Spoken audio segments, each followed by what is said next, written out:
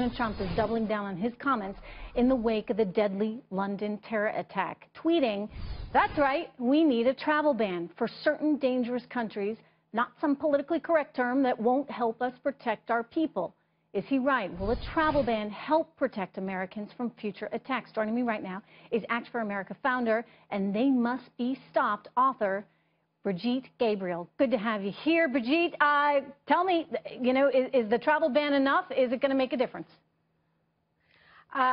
That we need the travel ban. We need to secure the country. There is no reason, Trish, why we need to welcome people from Libya, for example. You look at these countries. Libya doesn't even have a government. Remember, we can't even have an embassy in Libya. We can't even put our own personnel in Libya because of how dangerous it is. How on earth are we going to monitor anybody coming from Libya? And yet, why on earth would we want to allow anybody from Libya to enter the United States? Yet I had a guest on the show the other day, a proponent of the left, saying, look, you should be able to come here from Iran or from Iraq or from Libya, and it's unconstitutional, he said, for us not to allow them here. What do you say?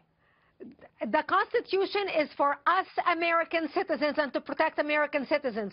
Nothing in the Constitution says we need to import criminals into our country, and terrorists in particular, those who want to commit mass murder or who may commit mass murder, to come to the United States paid for by our tax dollars. There is nothing in the Constitution that supports this. Listen, we are at war, and we need to do everything we can to protect the country. And what he's talking about is only for 90 days. He's not saying, okay, we want to stop immigration or Islamic ban on all Muslim countries. Look how he's working with the Saudis. Look how he's working with the Islamic countries, the summit that he held with 50 Muslim leaders in Saudi Arabia. They're not complaining. They don't have a problem with what he wants to do with the travel ban. This is why we need to get behind our president and make sure that as people, we send a message to our government and especially to these judges, support the president, do what he was elected for, and that is to protect the country. Brigitte, Theresa May has made the point that we need to have some difficult and, quote, sometimes embarrassing conversations right now. There are a lot of people here, also in Europe, who do not want to face a reality that we must face. Explain to us how that's influencing the ability to say something as simple and enact something as simple as a travel ban.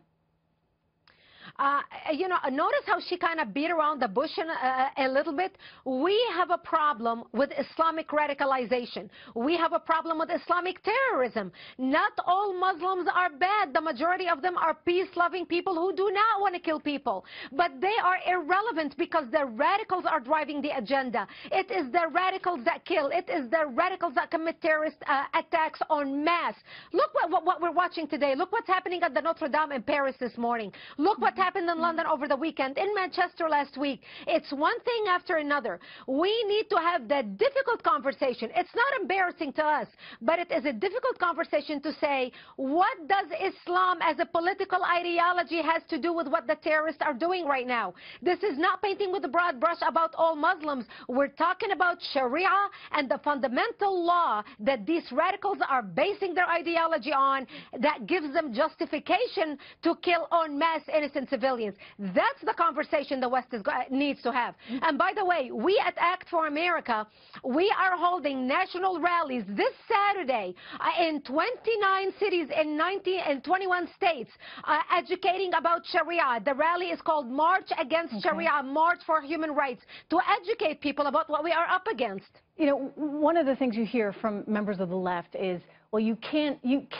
put forward a travel ban like this because it is discriminatory, that it is effectively the religion that you're going after.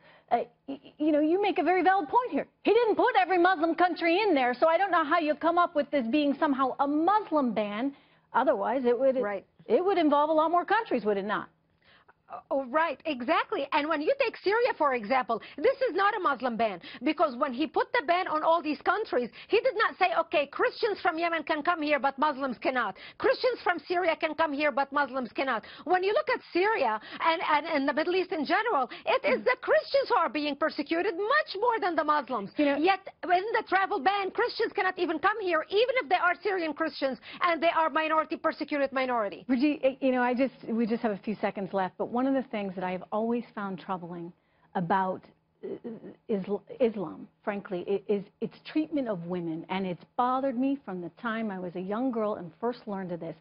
I do not know how we, as a Western culture that promotes women, can be so accepting of a religion that wants to suppress all that we celebrate. Your final thoughts on that before we take a break.